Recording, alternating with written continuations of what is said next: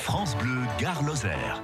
Un peu plus de 8h10 sur France Bleu Gare Lozère. Et alors que les élections européennes se profilent, à la veille d'une visite de Laurent Wauquiez également dans le Gard, le député européen Les Républicains Franck Proust est votre invité ce matin, Jérôme Plédy. Bonjour Franck Proust. Bonjour Jérôme Plédy. Les élections européennes, c'est dans 6 mois maintenant. Vous êtes député sortant. Selon vous, la montée des populismes, du nationalisme partout en Europe, c'est une inquiétude ?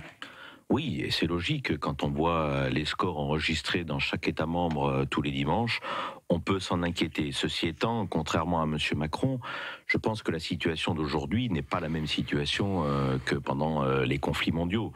Tout simplement parce que l'Europe à 27... puisque nos amis anglais ont décidé de nous quitter, est quand même une Europe qui existe, avec des chefs d'État qui se parlent, qui se dialoguent et qui est unie. Et c'est suffisamment rassurant Ceci étant, effectivement, il faut que de plus en plus cette Europe corresponde aux attentes de la population. Et aujourd'hui, on vit dans un paradoxe qui est quand même assez incroyable, c'est qu'on n'a jamais eu autant besoin d'Europe. Les peuples sont plus que jamais attachés à l'Europe, mais ils ne veulent plus de cette Europe-là, cette Europe où ils ont l'impression qu'elle ne protège plus, en tout cas qu'elle ne répond plus à leurs aspirations. Emmanuel Macron, que vous citiez, se pose comme le seul rempart face à ces nationalismes, à ces populismes. Vous avez déclaré récemment, c'est un piège, mais c'est un piège pour qui ? C'est surtout quelque chose de dangereux, parce qu'il veut nous rejouer là, au travers des élections européennes, la seconde manche de l'élection présidentielle. Or, nous, on va s'attacher à démontrer que les deux solutions, celle que nous propose Emmanuel Macron, une Europe fédérale avec de plus en plus d'intégration, est une Europe dangereuse et qui ne correspond pas à la volonté des peuples. Et de la même façon, l'Europe que nous proposent les extrêmes, monsieur Mélenchon, madame Le Pen, l'Europe du repli sur soi, du nationalisme, nous emmènerait également dans le mur. Nous, ce que nous allons proposer, c'est une Europe qui correspond aux réalités.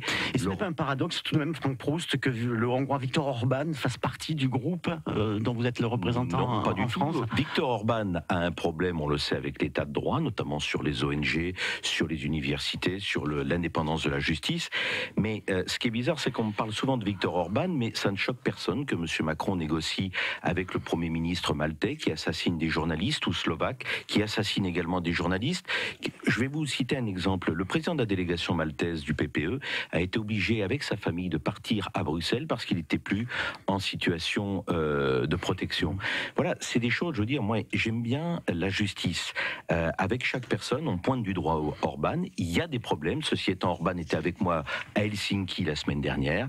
Il a réaffirmé son souhait d'appartenir au PPE, mais appartenir à une famille, appartenir au PPE, c'est respecter un socle de valeurs. Et donc à ce moment-là, M. Orban sait qu'il a des efforts à faire dans certains domaines. Il y a des sondages qui paraissent sur ces élections européennes. Le Rassemblement national serait en tête avec 20,5 points, 19% pour la République en marche. Les Républicains, 15%. Est-ce que vous pensez que Laurent Wauquiez, qui sera chez nous dans le Gard à la fin de cette semaine, avec lui, vous allez pouvoir remonter la pente ? Il n'y a toujours pas de tête de liste déjà. Oui, mais c'est pas le problème de la tête de liste. Aujourd'hui, on a un calendrier qui est très précis, c'est-à-dire que nous travaillons, nous avons défini 7 piliers sur un programme, c'est la colonne vertébrale, à Menton, en juillet dernier.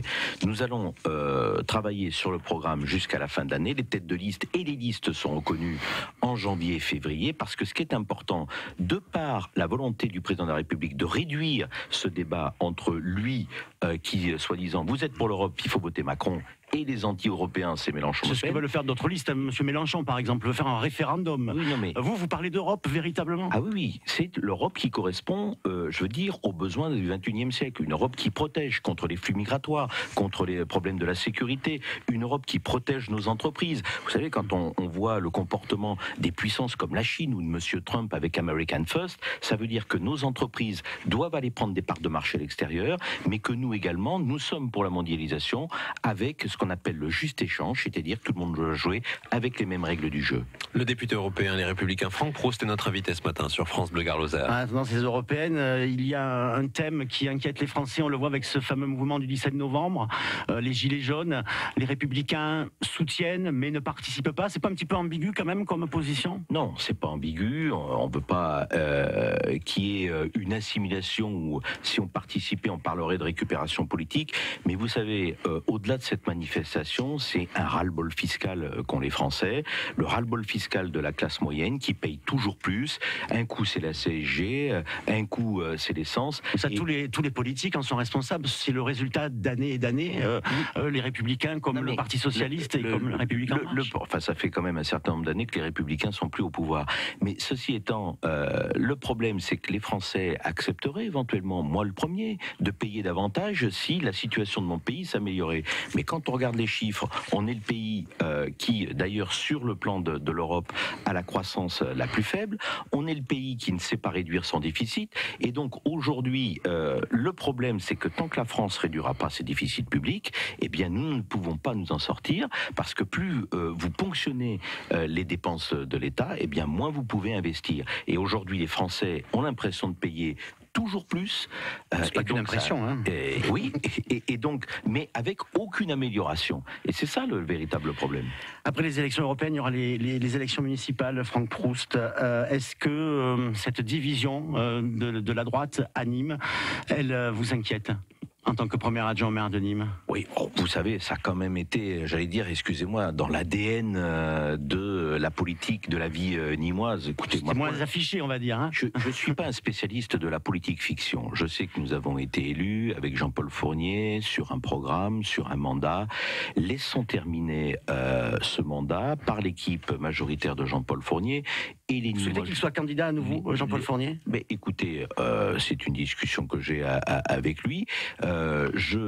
Il faut le laisser décider sereinement. Il a dit qu'il nous donnerait sa réponse courant du second trimestre 2019.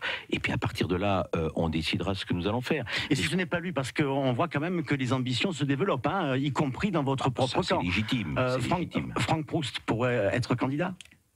Écoutez, on verra. Je suis candidat aux européennes pour l'instant, vous le savez. Et après, j'aurai une discussion. Vous savez, le choix d'être candidat à une municipale, c'est l'envie, le devoir et les circonstances. Et c'est quand même une élection qui aura lieu en mars 2020. Donc c'est encore très loin. Travaillons déjà à finaliser et à terminer le mandat pour lequel on a été élu. Et après, avec Jean-Paul Fournier, avec l'ensemble de la majorité, on décidera qui doit tirer la liste pour faire en sorte, et c'est quand même notre priorité, que cette ville reste à droite et notamment aux Républicains. Et nous, et sur France Bleu Gard Lozère, bien sûr, nous suivrons avec attention cette campagne qui s'annonce. Merci Franck Proust d'avoir été notre invité ce matin. Je rappelle que vous êtes député européen et premier adjoint au maire de Nîmes.